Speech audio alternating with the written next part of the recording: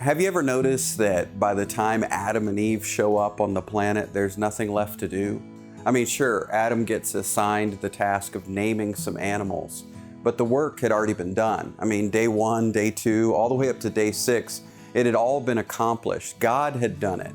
And then on day 6, man and woman, they get created and they're invited to enjoy all that God has prepared. Well, to me, that's a beautiful picture because, through Jesus, we discover a finished work as well. And we didn't take part in it. We didn't accomplish it. We don't maintain it or sustain it.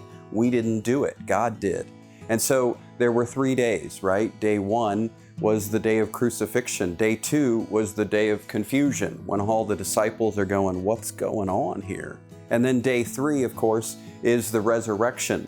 And once all of that was accomplished, then we got invited, just as the disciples did at Pentecost, we get invited to participate in all that finished work means. So remember that salvation and life in Christ and everything that God set the stage for, it was something that He accomplished. It's called the finished work of Christ.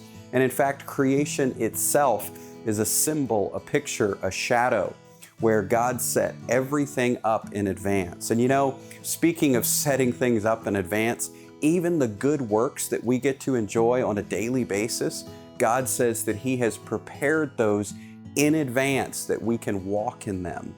So God's got it rigged. He set everything up ahead of time so that for us it would be no sweat. We just get to wake up every day and say that wow and thank you and walk in the goodness of all that God has done for us. Are you trying to finish what's already been done?